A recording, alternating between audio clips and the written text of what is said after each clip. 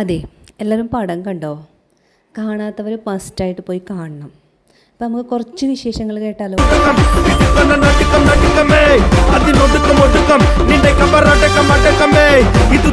Directed by Vipin Das. Jai Jai ഹേക്ക് ശേഷം വീണ്ടും ഒരു completely fun and family entertainment മൂവിയാണ്. ജയ് ജയ് ഹേക്കാനും എന്തായാലും ഒരു പടി മുകളിൽ തന്നെയാണ് ഇതിൻ്റെ ഫൺ സ്ട്രാറ്റജി എല്ലാം വർക്കൗട്ട് ആയിട്ടുള്ളത്. Produced by Supriya Menon, Mukesh Mehta and CV Sarathi. ഇതിൽ പൃഥ്വിരാജ് ആൻഡ് ബേസിൽ കോംബോ ഒരു രക്ഷയില്ല. Super super super. നിന്നെ നേരെ കാണാൻ ഭയങ്കര ഗ്ലാമർ ആണല്ലോടാ. ഇത് ആനന്ദേട്ടനെ കാണുമ്പോൾ പറയാൻ വെച്ചിരുന്ന ഡയലോഗാ. സത്യമായിട്ട് എനിക്ക് പേഴ്സണലി പടം ഒത്തിരി ഇഷ്ടമായി. സ്റ്റാർട്ടിങ് ടു എൻഡ് ചിരിച്ച് ഒരു രക്ഷയില്ല കേട്ടോ. പിന്നെ അതിൽ ഓരോ ക്യാരക്ടേഴ്സിനെയും പ്ലേസ് ചെയ്തിരിക്കുന്നത് അതെല്ലാം വളരെ നന്നായിട്ട്. ക്ലൈമാക്സിലേക്ക് പോകുന്തോറും പടം കോമഡി കയറി പടം വേറെ ലെവലായിരുന്നു കേട്ടോ. അതിലൊരു പെർട്ടിക്കുലർ സോങ് പ്ലേസ് ചെയ്തിട്ടുണ്ട്.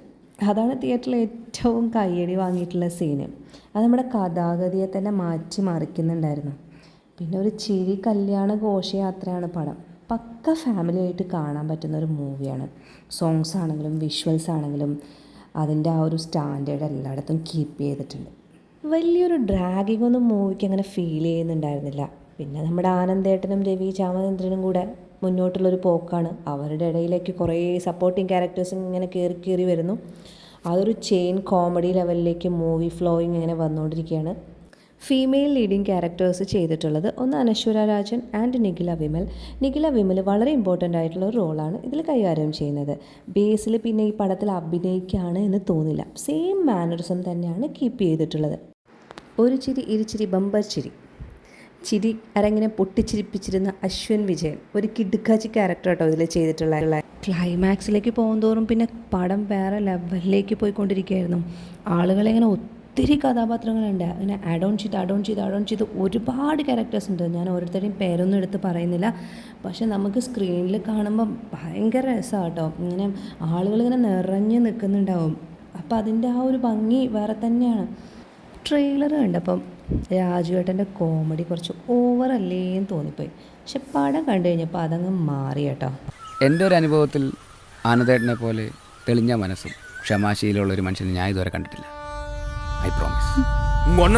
ചത്തിന് അടിയ പോട്ട് വിട്ടുവാൻ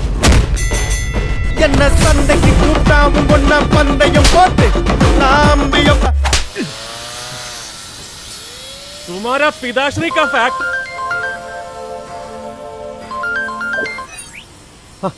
വിനു. ക്ലൈമാക്സിലൊരു വമ്പൻ ട്വിസ്റ്റും രാജുവേട്ടൻ്റെ ഒരു ഡയലോഗും ഉണ്ട്. മനസ്സങ്ങോട്ട് നിറഞ്ഞു. എനിവേ, വന്നവനും നിന്നവനും പോയവനും എല്ലാവരും കൂടി കളറാക്കിയ ഒരു പടം. Overall a complete package of entertainment. അതിഗംഭീരം എന്നൊന്നും പറയുന്നില്ല. Just a one time watchable movie.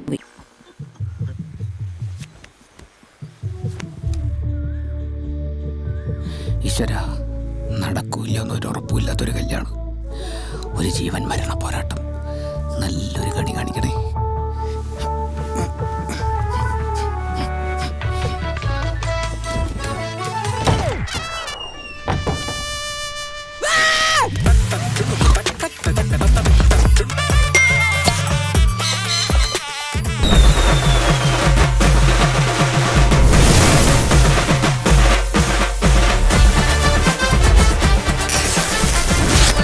പേടിക്കാനൊന്നുമില്ല, കല്യാണം കഴിഞ്ഞാൽ എല്ലാം ശരിയായി.